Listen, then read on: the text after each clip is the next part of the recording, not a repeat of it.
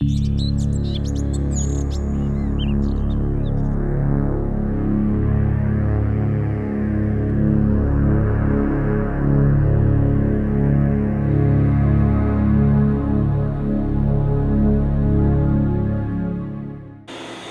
I'm Paul with CLT Auctions. I'm here at Procyon Machine, and we just finished auction setup here in the middle of a COVID-19 pandemic. It has greatly affected the industry. I don't believe it's affected manufacturing as much as many other industries. However, you know, stay-at-home orders, there is concern of how much things are going to go for. You know, in this case, the owner has sold the building.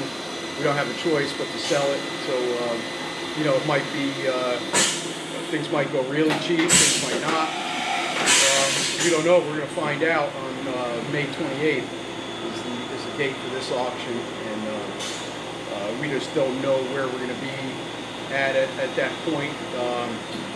I feel that, you know, machine shop owners, manufacturing facilities are, you know, they're tough people. They're not going to lay down, sit at home, do nothing. I think everybody's out doing what they can, still buying machinery, still doing things that you normally would do, just being cautious as we are. You know, and for this auction, we're not going to do any on-site inspection. We feel it's just too much risk to have a bunch of people running around here. So we're going to do virtual inspection, show machines operate like this one here, you know, and try to answer as many questions as we can on the phone and on video for people. And then on pickup, we're also not going to have anybody in the building except for the CLT auction staff. Everything's going to be curbside.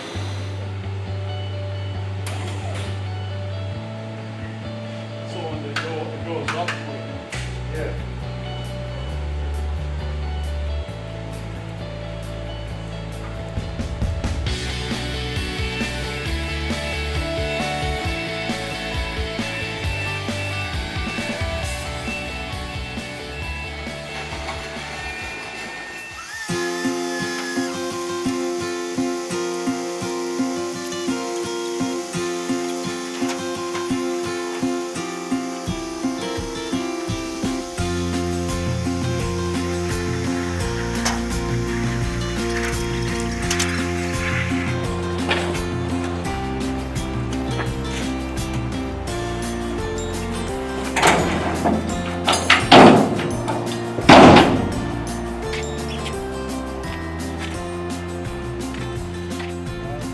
Doesn't matter what your job is, you have a job to do it. Whether you're cleaning machines, throwing garbage in the dumpster, it doesn't matter. Do your job, do the best you can, and everything will be great.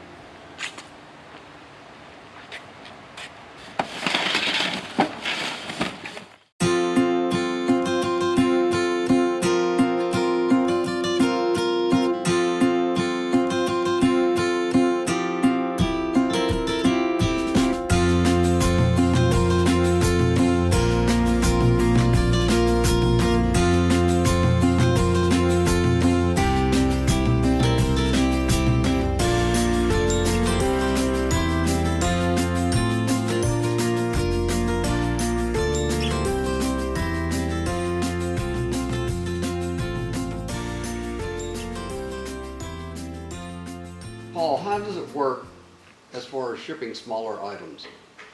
Typically what we'll do is we'll take the items from here and bring it somewhere like a UPS store or somebody that packages and ships, and they contact the customer directly, and then the customer will pay the UPS store directly to package and ship their items. In the near future, I don't know if we're going to be able to work with UPS stores. We may have to do the packaging here and just have the customer send us UPS labels and something like that. We haven't really decided what we're going to do 100%, depending on, you know, what happens and if the UPS stores are still open and taking items. And, you know, I'm not so sure, but either way, we're going to have small shipping. But for this sale, if someone buys a small box of drill chucks or whatever, you will take that to the UPS store, Yeah. and all they pay, and other than the bid plus the buyer premium, Yeah. is the cost of UPS to box it up and ship it. Yeah, we're not charging them to actually transport it to the UPS store. Yeah, You know, it's just part of our services. We'll try to pick one on the way back to our house that we rented and drop it off probably twice. During the sale, we'll have 2 drop-off days, usually is what we do. yeah. You got any thoughts on social media marketing and auctions? It's apparently not done. Why not? Well, I think it is done on some cases. Yeah, It's becoming more popular. I think in industrial auctions are less likely to promote on social media. You know, we do. It's not extremely popular, but it does reach people. So. yeah. Well, one member of Practical Machinists mentions virtual inspection of machines or videos of walkthroughs of the shop are not done all that often. Why not? No, it's not done at all, I don't think, and it's something that we've been working on for the last few months, and we're going to start real soon. Yeah. Probably for this auction, we'll have virtual inspection, especially now. Yeah. When you can't really come out on, so we can't have 50 people in here running around, so it would be a great thing. We're going to do it for sure. Yeah. From what I see, whatever auctions are going on right now, I think most auctioneers are not having an inspection day. Yeah. And I don't really like that. I like everybody. I think you should be able to see your items. I understand the problems with it, so I think virtual is probably the only thing that we can do. You know, and it's a good way. I think it can pretty, you know, as long as you can interact with the person doing the walkthrough, I think it's pretty good. So the reason we're able to load these machines in this particular auction is because we have a large forklift available to us.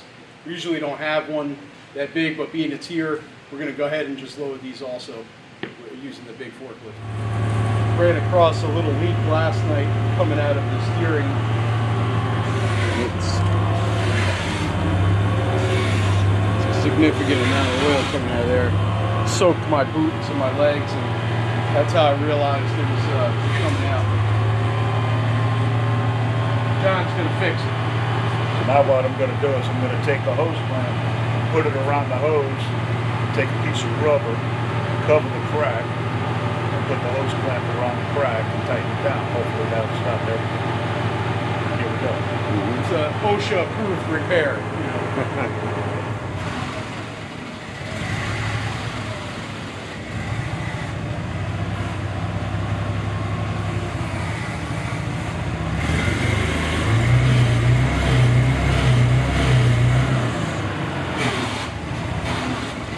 I think it's better.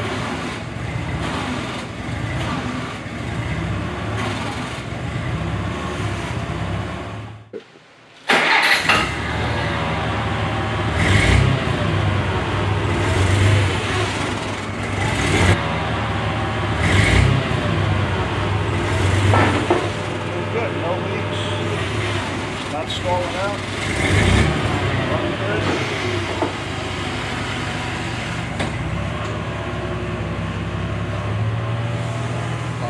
Yeah, I got stuck in Texas for a week. I bought a Hardage HLVH and went out there, and they just wouldn't open up the place for removal. And I had to sit there and wait until For a week. until they decided to open the doors. And I drove to Missouri to pick up a machine that I purchased and paid for, and the company that the auctioneer did the auction for wouldn't give me the piece. He said, "No, you bought that's not enough money. We're not giving you that." And I drove from North Carolina to Missouri. Oh my God. And that was not resolved. You drove for nothing. Yeah, I didn't get the machine. Oh man, It's that's an terrible. Alton Golf F45. I was buying it Yeah. in my personal collection, but Oh, table saw. Yeah. Slider. yeah, it was like brand new, and Yeah. it was a really bad picture, and I bought it really cheap. Mm-hmm. I was excited about it. Yeah. And they wouldn't give it to me. It's from the Whirlpool Corporation. They wouldn't give it to me. I bought a bunch of Bridgeports and a lathe in Indiana, and when I got there, I found that they were in the basement, and there was no way up at all. And I had to wait around, and finally somebody cut a hole in the floor and started pulling stuff up, and that's how I paid a rigger to get my stuff out through the hole. Wow. But I just, everybody was walking around. So how do you think they got it up there? A crane through a window? Or? Well, they must have did something and then closed the structure after. Oh, yeah. I'm not sure if it was I don't know if anybody really realized it until, or maybe the auctioneer wasn't informed. I don't know.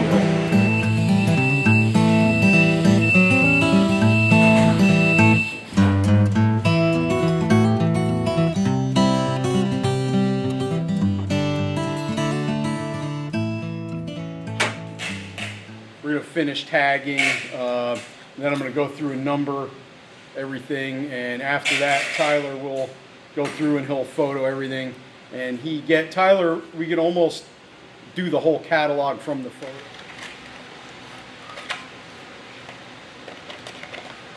Hey, Paul, what are you doing with the computer? Right now I'm entering whatever information that I need to pull off of the machine, so that when we get back to the office, we can write a good description for it.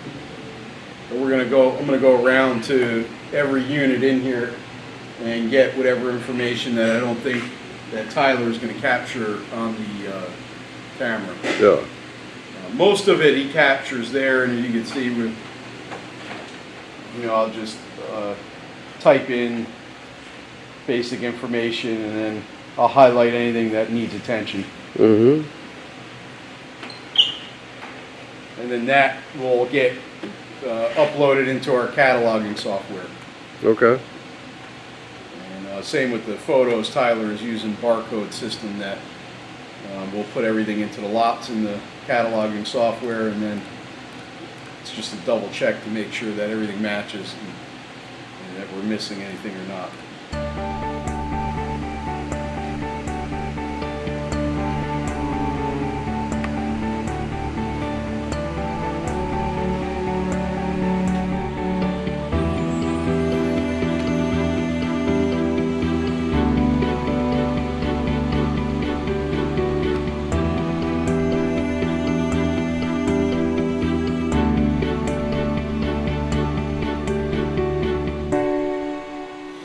With customers, and we're going to do everything we can to try to keep everybody safe, everybody involved, and keep social distancing and contact down to the minimum.